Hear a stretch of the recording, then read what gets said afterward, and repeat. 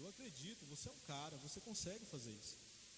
E aí ele virou para aquela senhora e fez mais uma pergunta. Ele diz: a senhora acredita que eu consigo atravessar empurrando um carrinho de mão com uma pessoa dentro do carrinho?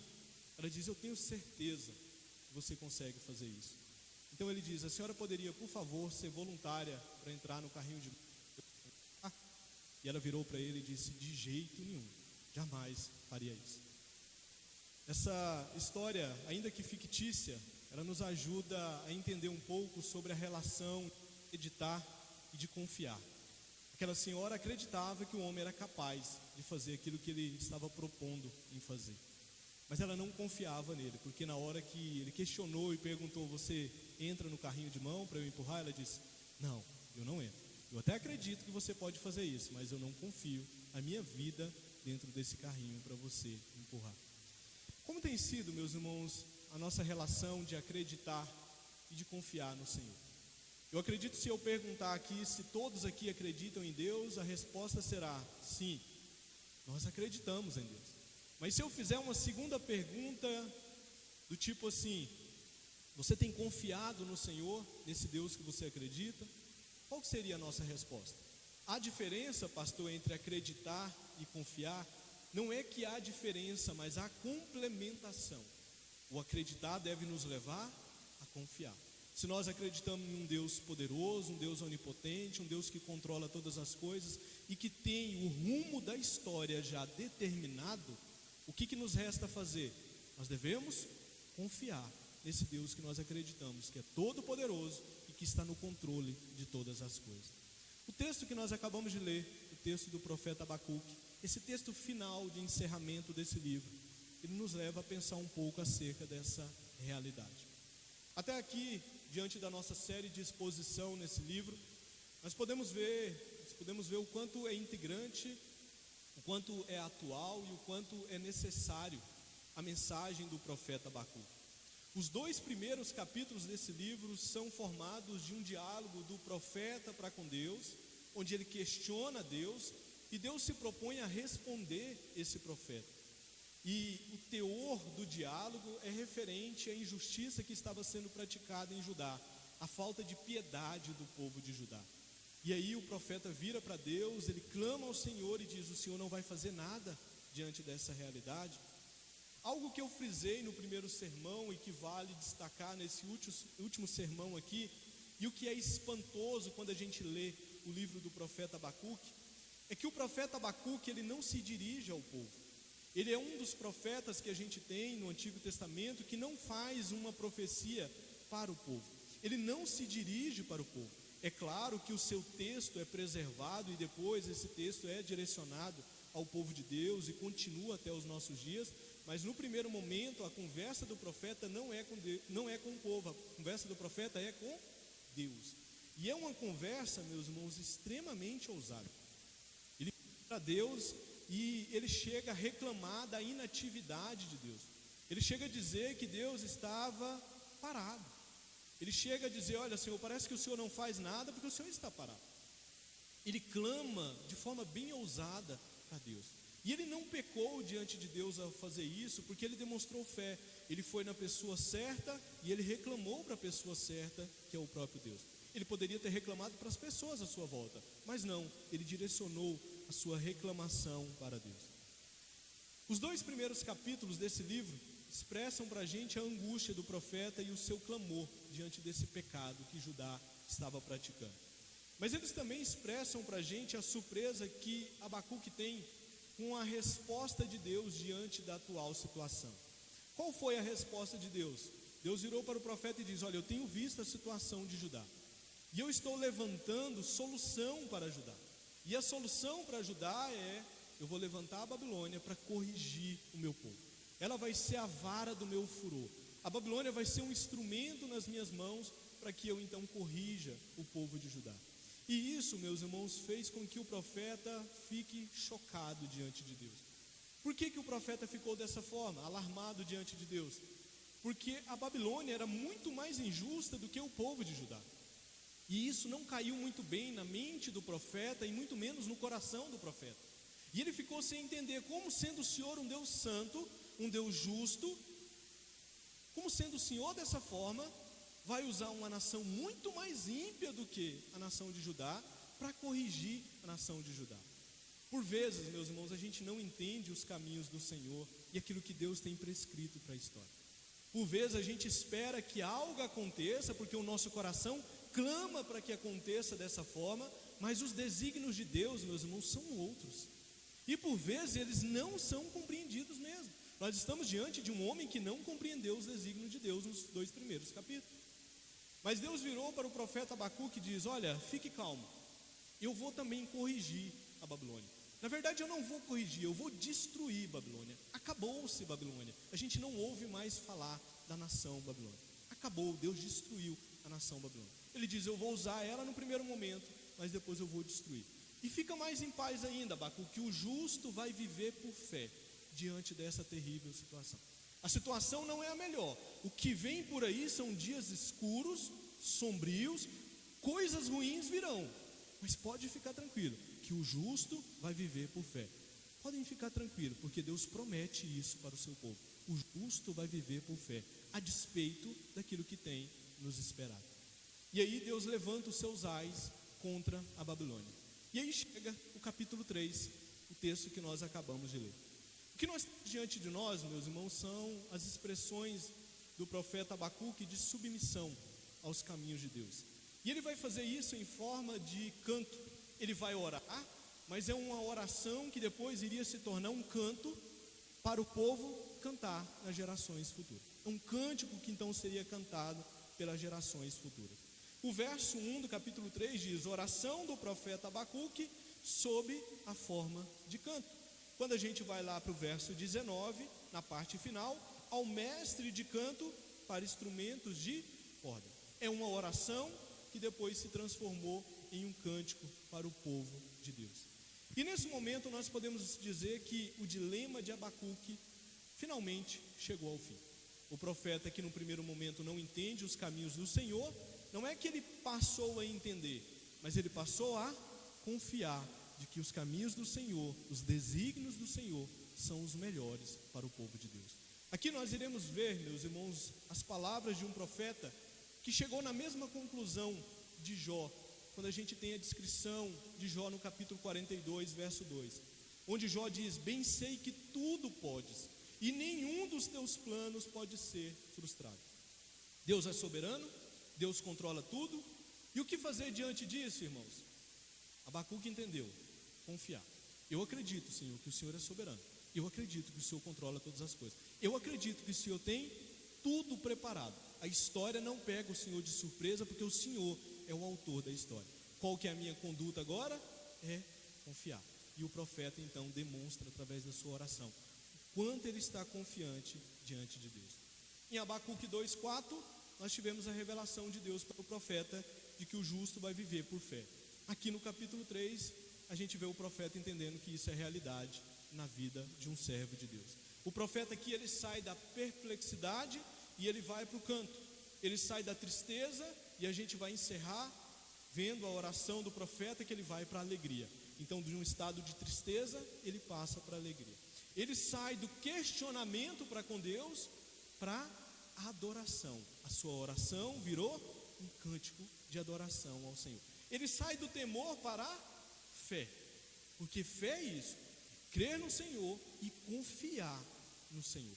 Ou seja, nós podemos dizer, meus irmãos, que a revelação de Deus a Abacuque nos 2 primeiros capítulos lhe fez muito bem. E a gente sabe que faz muito bem. A palavra de Deus, ela tem esse poder de restaurar o seu povo, de reinterpretar a mentalidade do seu povo. A palavra de Deus nos leva a ter uma interpretação correta da realidade. Mas qual que é a mensagem desse texto? O que nós podemos então aprender e meditar nesse texto nessa noite?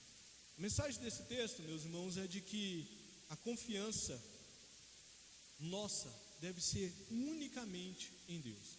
E se nós tivermos esse tipo de atitude para com o Senhor, confiarmos unicamente nele, nós teremos esperança, nós teremos paz e nós teremos alegria em tempos de dificuldade. Então, se nós depositarmos a nossa confiança unicamente no Senhor, se a nossa confiança for somente no Criador, nós podemos ter certeza que isso vai nos levar a ter esperança, paz e alegria em tempos difíceis. Nós vamos ver isso a partir de 3 partes do texto bíblico. A primeira parte, nós iremos ver essa realidade, ela está no verso 2. O que a gente vai ver aqui no verso 2, meus queridos? Há um clamor, há uma súplica para que Deus renove os seus feitos de outrora. E mais, que Ele se lembre da sua misericórdia quando começasse o julgamento. O verso 2 diz assim: tenho ouvido, ó Senhor, as tuas declarações e me sinto alarmado. Aviva a tua obra, ó Senhor, no decorrer dos anos, e no decurso dos anos faz-a conhecida. Na tua ira, lembra-te da misericórdia. Meus irmãos, o capítulo 2, ele termina com uma declaração que funciona como uma transição para aquilo que vai acontecer no capítulo 3. O capítulo 2, no verso 20, termina dizendo assim: o Senhor está no seu santo templo, cale-se diante dele toda a terra.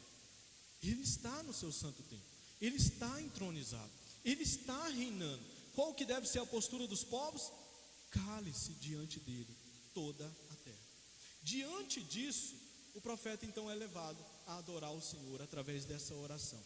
O profeta Abacuque, ele começa a sua oração em forma de canto, com 2 petições aqui, que eram extremamente necessárias para a sua época, e que eu acredito ser necessárias também para os nossos dias. Ele faz um pedido por renovação, e ele faz um pedido por misericórdia, porque os dias que viriam eram dias difíceis. Lembra-se que a Babilônia estava vindo para corrigir o povo de Judá.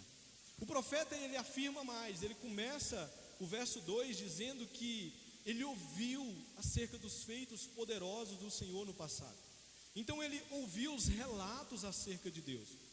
E na verdade esses relatos foram tão impressionantes para o profeta que ele ficou alarmado diante daquilo que ele ficou sabendo sobre o Deus de Israel. E por isso, e diante disso, Abacuque pediu ao Senhor para que ele reavivasse a sua obra no decorrer do tempo e no decorrer dos anos. Aviva, Senhor, a tua obra nessa época, e aviva a tua obra no decorrer dos anos. A pergunta que a gente precisa fazer e tentar entender aqui é: o que significa a ideia de avivar? O que o profeta está pedindo para o Senhor? O pedido de avivamento aqui significa que o profeta está pedindo a Deus para revigorar o seu povo, porque o povo estava abatido. Era um povo que estava mergulhado no pecado, era um povo que tinha prazer no pecado, e o profeta está dizendo: revigora esse povo, faz com que o coração desse povo esteja direcionado para o lugar certo, e o lugar certo é Deus, em obediência, em reverência, em confiança. Por isso ele está dizendo: Senhor, aviva a tua obra no nosso tempo, tenha misericórdia do nosso povo. O profeta, ele espera que Deus volte a agir como ele fez no passado, na história do povo de Israel. Essa não é a primeira vez que o povo se desviou dos caminhos do Senhor. Houve no decorrer da história outros desvios do povo de Deus. E o que Deus fez? Ele foi lá e reavivou. Ele foi lá e reconduziu o povo novamente, para que eles pudessem então confiar unicamente no Senhor, para que eles pudessem então abandonar o pecado, e para que eles pudessem então obedecer a palavra do Senhor. Infelizmente, meus irmãos, avivamento é uma palavra que é muito mal compreendida nos nossos dias. Hoje se entende por avivamento dons espirituais, fortes emoções e grandes multidões. E aí a igreja presbiteriana, ela é rotulada como uma igreja sorveteriana, porque nós somos frios.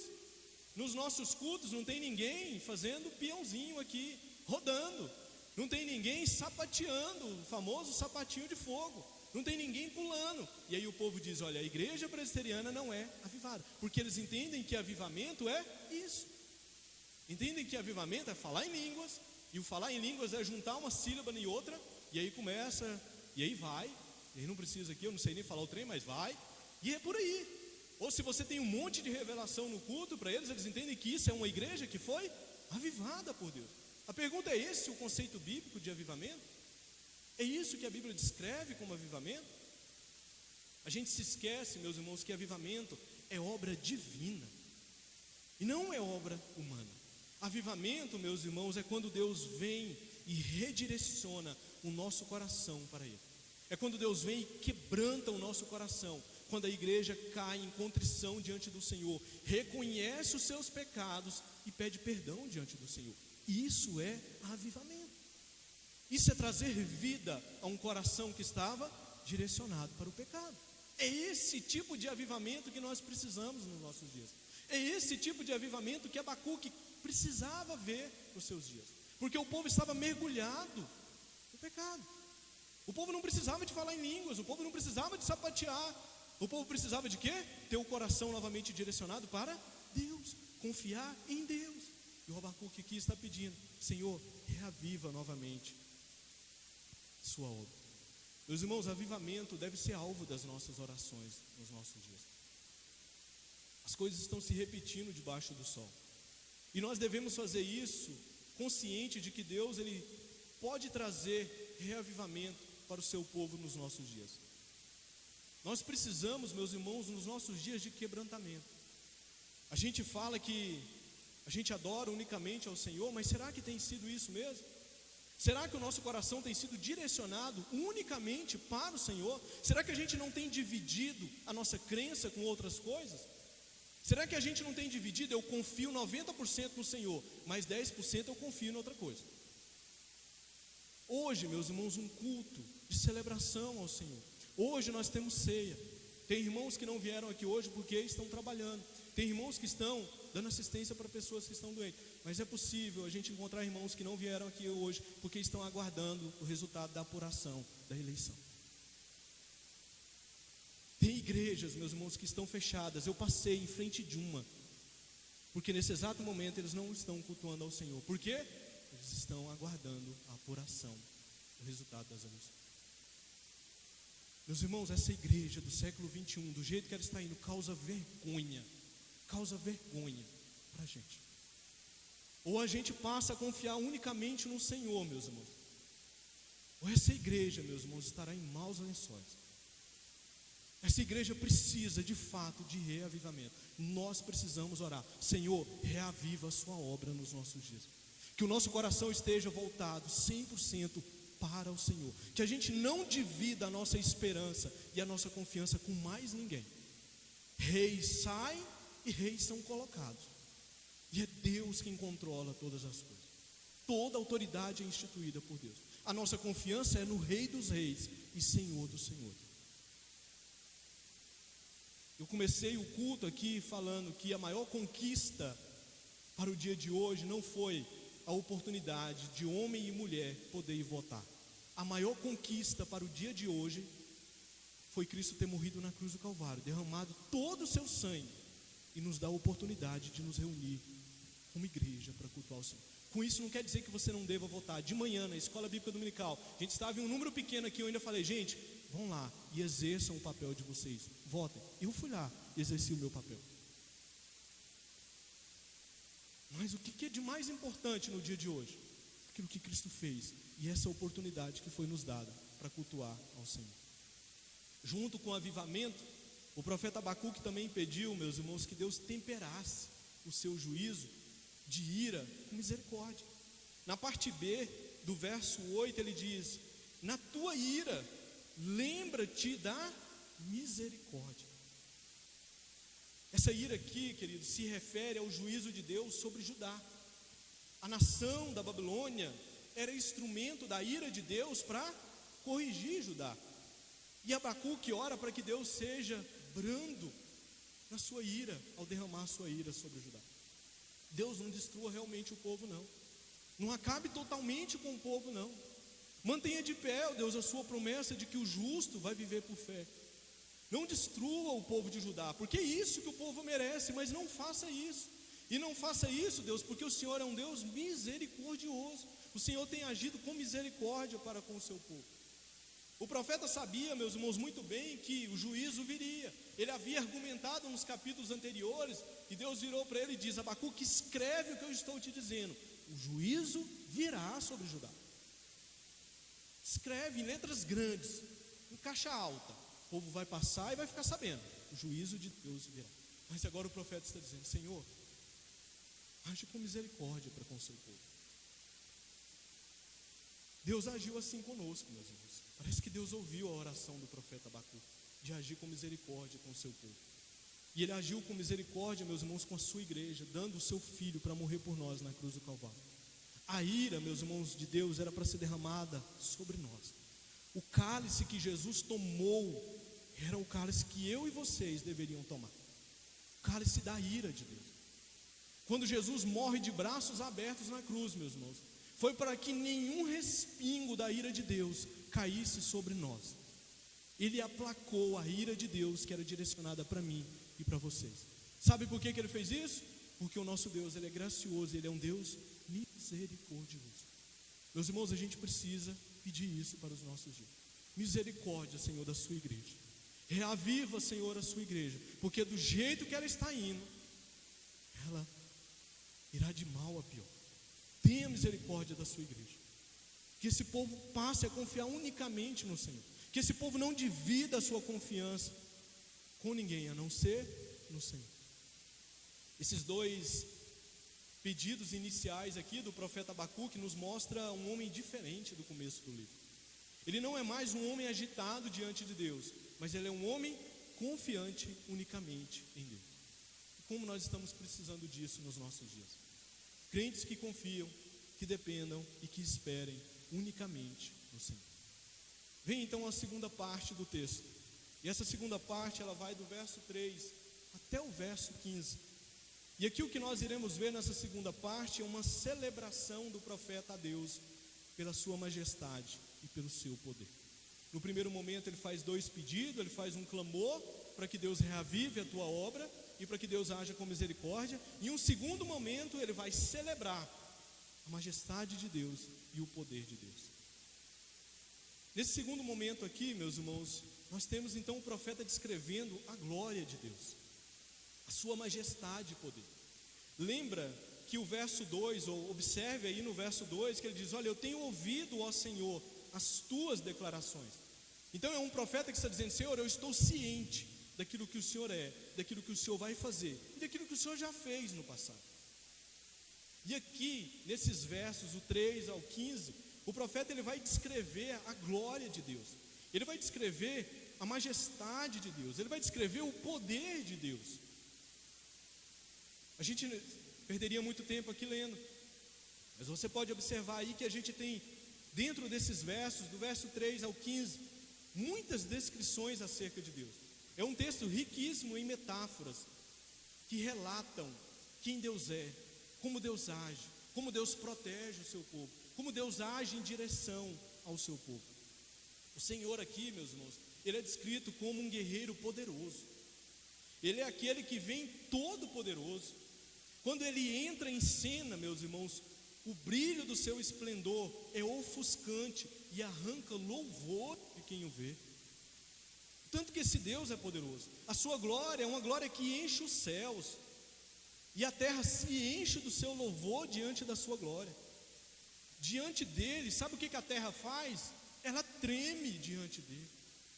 Os montes se abalam diante dele, tremem diante desse Deus poderoso. As nações se sacodem diante dele. As montanhas se desintegram diante do Senhor. Deus ele é descrito como um guerreiro armado com várias armas. Ele está cheio de flechas e de aljava. Ele é aquele que livrou inúmeras vezes o povo de Israel. Ele manteve de pé o reino de Davi, porque ele é fiel às suas promessas. Deus, meus irmãos, e somente ele é quem vem para salvar o seu povo e destruir aqueles que estão vivendo na impiedade. E é esse o teor dos versos 3 até o verso 15. São essas descrições que o profeta coloca aqui. Tudo isso, meus irmãos, gerou no profeta Abacuque um misto de temor e um misto de fé. Diante de quem Deus é, diante da realidade de quem Deus é, o que o profeta fez? Temor e fé diante de Deus. Abacuque percebeu que Deus não fica em silêncio como ele havia achado no primeiro momento. Quando ele clamava ao Senhor e parecia que o Senhor estava em silêncio. Abacuque aqui no capítulo 3, ele percebe que Deus não fica inerte, como ele pensou no primeiro capítulo. Deus realmente vem, e a sua vinda é estrondosa em prol do seu povo. E ele virá para trazer socorro para o seu povo. Ele não é ausente. E esse precisa ser o tipo de entendimento que nós devemos ter nos nossos dias. Nós vivemos dias escuros, meus irmãos. Nós vivemos dias de escuridão. Os dias que nós vivemos não são dias tão diferentes assim do profeta Abacuque. E o que nós devemos fazer diante dessas realidades? Nós devemos ter o temor de que, ainda que pessoas se levantem contra o povo de Deus, ainda que governos se levantem contra o povo de Deus, ainda que ideologias sejam levantadas contra o povo de Deus, ainda que o povo de Deus seja perseguido, a igreja de Cristo vai prevalecer. Tem gente que está numa preocupação aí, meus irmãos, dizendo: olha, pastor, se o político tal agora virar o governador, o presidente, o senador, a igreja vai ser perseguida. Meus irmãos, e daí? E daí? Pastor, mas eles vão ser contra a igreja. E daí? Que eles continuem, eles vão ser contra a igreja mesmo. Deus é a favor da sua igreja. Cristo é a favor da sua igreja. E se Deus é por nós, meus irmãos, quem será contra nós? Esse conforto que os cristãos estão esperando para a continuidade da igreja não é o conforto que antecede a vinda de Cristo. Leia o sermão escatológico de Jesus e veja o que antecede a vinda de Cristo, meus irmãos. É perseguição mesmo. É perseguição mesmo. A igreja vai ser perseguida, as coisas vão piorar. Não, mas a gente quer que Cristo volte. Volte, Jesus, ó, Maranata, a hora vem, Senhor Jesus. Mas a gente não quer aquilo que antecede a volta de Cristo. A gente não quer ser perseguido, a gente só quer ficar tranquilo. A igreja não pode ser perseguida. Essa não é a igreja das Escrituras. A igreja das Escrituras, ela será perseguida. As coisas vão piorar, pessoas vão se levantar, sistemas religiosos vão se levantar contra a igreja, governos vão se levantar contra a igreja, ideologias já estão sendo jogadas contra a igreja. E é isso mesmo que marca a volta de Cristo. É isso mesmo. Tem gente, meus irmãos, que está nesse exato momento, cristãos, esperando, está de joelho, porque tem que ser o candidato tal para ser o presidente do Brasil. E aí eles têm a capacidade de dizer: pastor, isso é patriotismo. Eu também sou patriota, mas eu sei, meus irmãos, biblicamente, que a minha pátria definitiva não é essa daqui. E me hospeda por um determinado momento. A minha pátria definitiva são novos céus e nova terra. Lá que é a minha pátria. Eu sei biblicamente que eu faço parte de uma igreja que é peregrina na face da terra. Ela está encaminhada para novos céus e nova terra. É muito bom, meus irmãos, se nós tivermos políticos que são tementes ao Senhor no poder. Mas se não tivermos, meus irmãos, Deus continua controlando todas as coisas. Ele continua sendo a favor da sua igreja. Não se desespere. Onde ele chega, a terra treme, se abala diante do poder desse Deus. Nós precisamos, meus irmãos, confiar como os profetas do Antigo Testamento confiavam. Isaías 64, verso 4 diz assim: desde a antiguidade não se ouviu, nem com o ouvido se percebeu, nem com os olhos se viu, um Deus que trabalha para aqueles que nele esperam. Não é que espera em Deus e Dagon, não é que espera em Deus e Azera, é quem espera em Deus. Ele trabalha em favor daqueles que nele esperam. Abacuque entendeu isso. Por isso essa mudança do profeta Abacuque. Não é perda de tempo, meus irmãos, confiar unicamente no Senhor, depositar nele e somente nele a sua esperança. É muito sábio da nossa parte se nós fizermos assim. E uma das melhores formas de sermos encorajados a viver com essa esperança unicamente no Senhor é entender, é aprender mais sobre o Senhor. O que o profeta fez? Eu ouvi acerca do Senhor. E ao ouvir acerca do Senhor, a minha conduta mudou, a minha perspectiva mudou. Talvez a igreja tenha todo esse temor por falta de confiança ou por falta de entendimento de quem é o Senhor. Porque se tivesse o entendimento robusto de Deus, o temor não seria do que vai acontecer. O temor seria de quem? De Deus. Eu temo ao Senhor, unicamente ao Senhor. Mas a igreja teme o futuro. A igreja teme governos. A igreja teme ideologias. É isso que a igreja tem temido, porque falta conhecimento acerca de Deus. E se tem uma coisa que destrói o povo de Deus, é falta de conhecer ao seu Deus. A política não vai destruir o povo de Deus, a ciência não vai destruir, as ideologias não vão destruir o povo de Deus, mas tem uma coisa que vem e traz destruição para o povo de Deus, se chama falta de conhecimento. Oséias, leia Oséias. O meu povo foi destruído porque faltou o quê? Conhecimento. Se a igreja for robusta no seu conhecimento acerca de Deus, que se levanta, meus irmãos, o maior tirano dessa terra, que Hitler seja fichinha perto dele, a igreja vai continuar de pé, porque isso não vai destruir a igreja de Cristo, porque Deus é a favor da sua igreja. E a gente precisa ter isso, meus irmãos. Confiar no Senhor, meus irmãos, não é perda de tempo, e o profeta Abacuque entende isso. Lembra do profeta Isaías, que nós lemos aqui no começo, no momento de contrição? Às vezes nós ficamos como o profeta Isaías.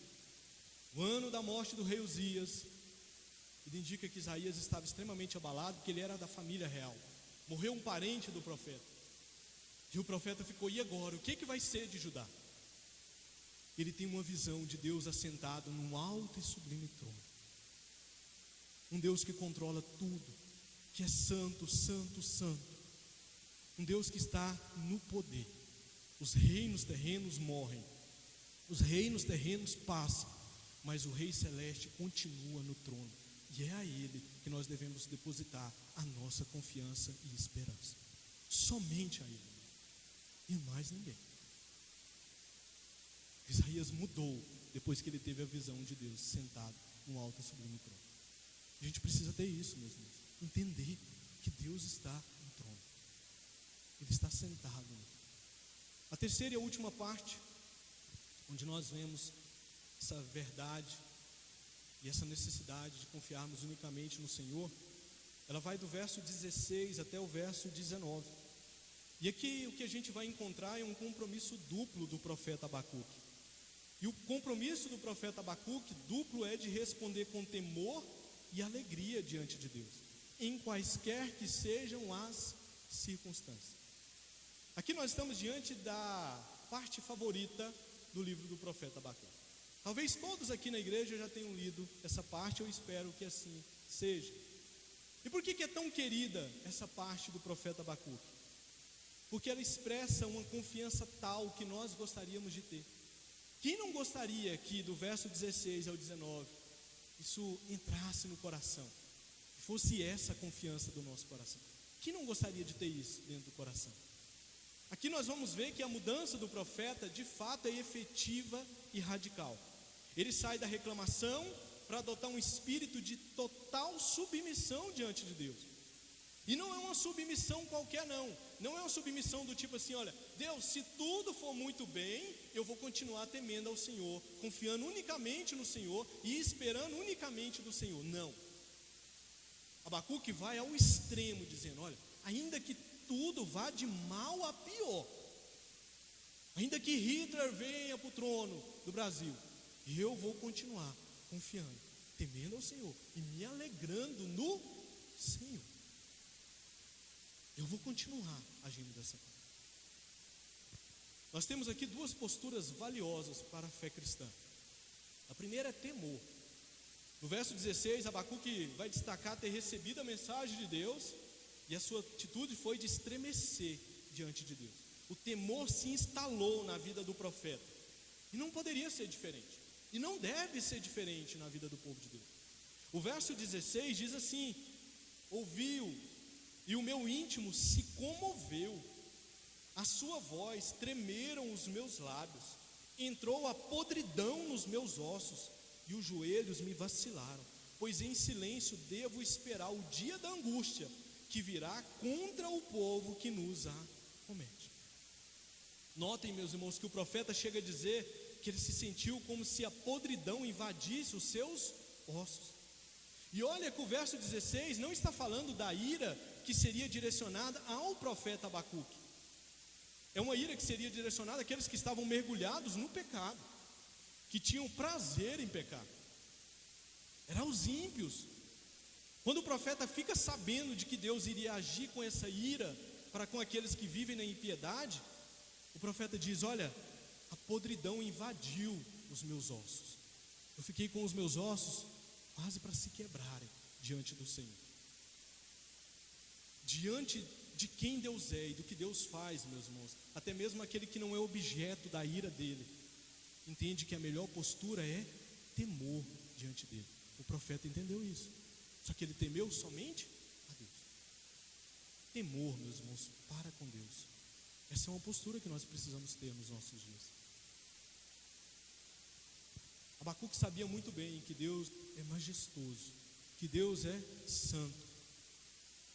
Com isso, ele não deveria ficar apavorado, mas ele deveria temer ao Senhor, reconhecer de fato quem Deus é e viver nessa perspectiva da realidade de quem Deus é. A segunda reação do profeta aqui foi de ter alegria no Senhor. O versos 17 ao 19 descreve uma situação de desesperança. Olha o que é dito aí para nós nesses versos. Ainda que a figueira não floresça, nem haja fruto na vide, o produto da oliveira minta, os campos não produzam mantimento, as ovelhas sejam arrebatadas do aprisco, e nos currais não haja gado.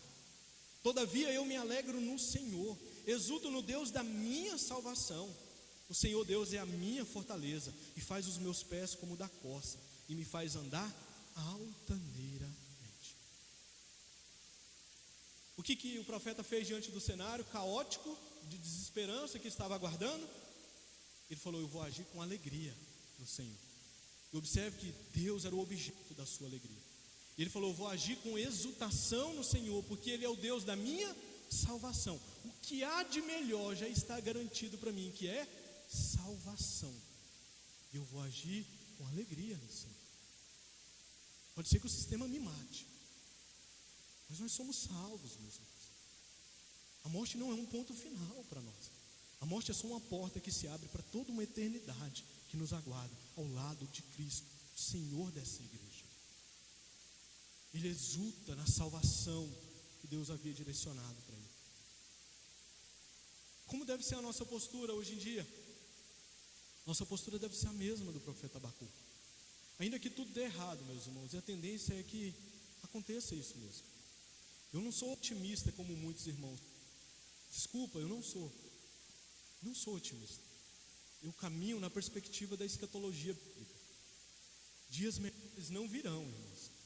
Dias piores virão. Isso marca a vinda de Cristo. Eu caminho nessa perspectiva. E eu, como ministro, pode ficar tranquilo, que vai ser preso primeiro não é vocês, será eu. Os ministros, os pastores, as ideologias que estão sendo colocadas aí, que o pastor deve celebrar casamento homossexual, vai prender o pastor. É possível que daqui um dia vocês estejam que visitar pastores na cadeia. E ok, meus irmãos, ok. Aqueles que foram de fato vocacionados por Deus irão enfrentar toda essa realidade, porque é isso que nos espera. É isso que nos espera. Eu deveria ser o primeiro a estar aqui diante de vocês dizendo: irmãos, confie no sistema, confie em tudo que tem aí, confie, divida com Deus. Não, confie unicamente no Senhor, dependa unicamente do Senhor. Ainda que tudo dê errado, Abacuque olha para a sua situação e diz: olha, ainda que o caos chegue diante de nós, a minha postura vai ser de alegrar-se no Senhor. Alegria, meus irmãos, nós devemos ter. Johnston, em um artigo do site Coalizão pelo Evangelho, onde o tema é cristianismo sem alegria é perigoso, ele nos lembra que a alegria não é ter um pensamento positivo. Ah, pastor, eu sou muito alegre, eu tenho um pensamento positivo do futuro. O Brasil vai melhorar, a educação é a redenção. Não sou contra as professoras, tem que abrir um parênteses aqui, não sou contra. Mas a educação não é a redenção do nosso país. Ela pode contribuir e vai contribuir, mas não é a redenção. Pastor, eu sou muito positivo, por isso eu sou alegre. Eu deposito a minha confiança, pastor, na economia. Eu sou muito positivo com a economia. Vai melhorar, pastor. É picanha mesmo no ano que vem para todo mundo. Vai melhorar. Eu não sou positivo desse jeito. E a minha alegria não é positivista desse jeito. E o Johnson ele diz, olha, a alegria do cristão não é uma alegria positivista. Não é ser feliz porque a vida está indo do jeito que nós desejamos e que é confortável para nós. Alegria é a emoção de saber que é salvo por meio da obra suficiente e eficaz de Cristo Jesus. Alegria, meus irmãos, é o resultado de você conhecer a Cristo Jesus, de você poder amar a Cristo Jesus, de você saber que é amado por esse Cristo que morreu por vocês e por mim na cruz do Calvário. Alegria é um glorioso contentamento e um prazer profundo na pessoa de Jesus Cristo. É Ele que deve ser o combustível da nossa alegria. E essa alegria bíblica, ela não é extinguida pelas circunstâncias. Ela não é escrava às circunstâncias, por pior que ela seja, porque ela é ultra circunstancial. Ela está acima da circunstância, porque ela tem um objeto muito bem definido, e o objeto é Cristo. Ainda que tudo vá de mal a pior, Abacuque está dizendo: eu vou me alegrar no Senhor. Verso 19 ele diz por quê? Porque o Senhor Deus é a minha fortaleza, e faz os meus pés como da corça, e me faz andar altaneiramente. Eu vou andar de cabeça erguida em um mundo de caos, porque eu tenho a minha alegria depositada no Senhor. Que o Espírito Santo conceda, meus irmãos, essa realidade das nossas vidas. Para finalizar, algumas aplicações desse texto. Meus irmãos, não deposite a sua confiança na criatura, por mais atraente que a criatura seja, por mais atraente que ela seja, por mais que ela se pareça um Messias mesmo, não deposite a sua confiança na criatura. Deposite a sua confiança no Criador, e somente nele. É dele que nós dependemos, é dele que essa igreja depende e vai continuar dependendo. Deus é o nosso guardador, é Ele o objeto da nossa alegria, e por pior que sejam as coisas ao nosso redor, é Ele, meus irmãos, quem vai providenciar aquilo que é necessário para a nossa sobrevivência. É claro que Ele usa instrumentos, mas Ele pode usar instrumentos bons e ruins para nos abençoar também. Ele pode usar, Ele é soberano e Ele é sábio para fazer essas coisas. Ele é o nosso pastor, meus irmãos, e a palavra de Deus diz que por Ele ser o nosso pastor, nada vai nos faltar. Aquilo que realmente é necessário para as nossas vidas, Ele vai continuar nos dando. Pode ficar tranquilo acerca disso.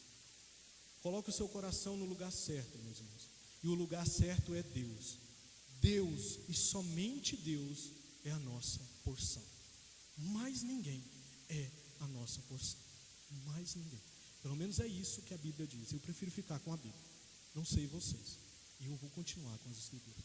Deus, e somente Deus, é a nossa porção. Confiemos nele. Amém? Vamos passar então agora para o nosso momento de ceia. Quero convidar aqui à frente